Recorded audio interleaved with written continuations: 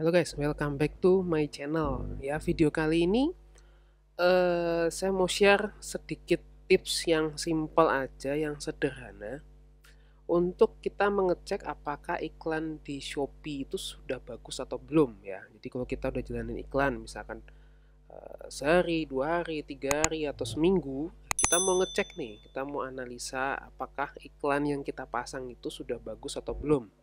Ya mesti tetap dilanjutin apa kita matiin. Nah itu kita mau ngecek. Nah tapi saya nggak akan ajarkan cara yang terlalu rumit di video ini karena saya membahasnya tentang tips yang simple aja. Saya tambahin judulnya deh ya, tips sederhana atau tips simple mengecek apakah iklan di Shopee itu sudah bagus atau belum ya. Cara yang simple banget tapi menurut saya ini oke sekali. Oke ya. Oke. Nah, kita langsung aja ke layar iklan Shopee. Oke guys, ini iklan Shopee ya, iklan Shopee saya. Nah, ini contoh aja, nggak usah diliatin hasilnya, contoh aja. Ya, ini contoh aja. Kalau saya mau lihat nih bagus apa enggak, saya fokus ke iklan pencarian ya, iklan pencarian. Jadi saya nggak bahas iklan produk serupa, saya fokus ke iklan pencarian karena yang lebih sering kita pakai yang pencarian. Oke, iklan pencarian. Oke, teman-teman scroll ke bawah nanti kelihatan ada produknya macam-macam. Ini saya kebetulan ada 2 iklan saya yang lagi jalan, ya ada 2. Kita lihat salah satu. Saya ambil yang ini deh. Iklan saya yang kedua saya klik ya. Ini maaf kalau produknya memang sengaja saya blur karena ada yang privacy guys. Jadi saya blur, nggak apa ya, harap maklum. Yang penting saya infoin aja cara-caranya ini. Oke guys, sekarang kita mau fokus ke kolom-kolomnya ya. Ini kan ada kolom-kolom di sini.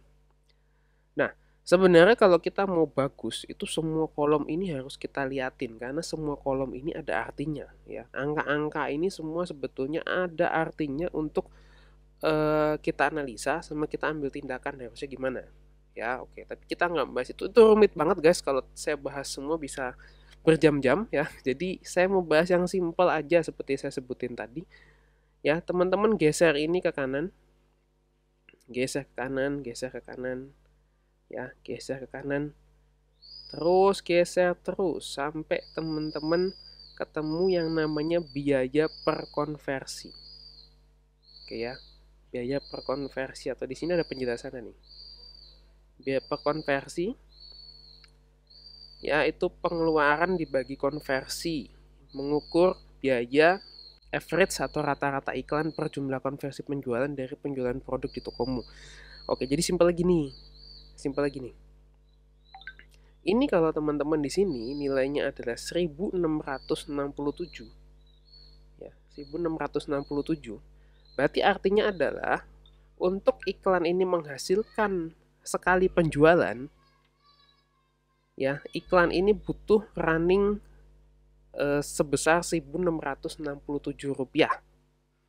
Jadi gini, kalau iklannya 0, ya iklannya 0, misalnya 0 nih, kita mulai start, ayo iklan jalan gitu ya. Iklan jalan, dia akan jalan sampai naik nih ke 100, 200, 300, 400, contoh aja tuh ya. Contoh misalkan, nah sampai mencapai 1667 itu ada penjualan gitu ya. Itu maksudnya begitu biaya konversi.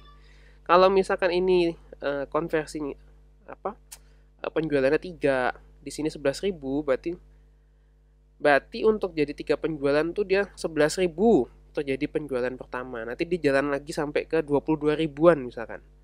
Ada penjualan lagi ya. Jadi rata-rata tuh tiap nilai ini itu terjadi satu penjualan.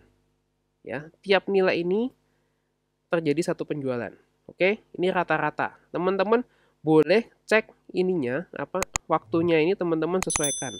Mau 1 bulan terakhir, 3 bulan terakhir, atau misalkan saya jadi 1 bulan terakhir ya. 1 bulan terakhir.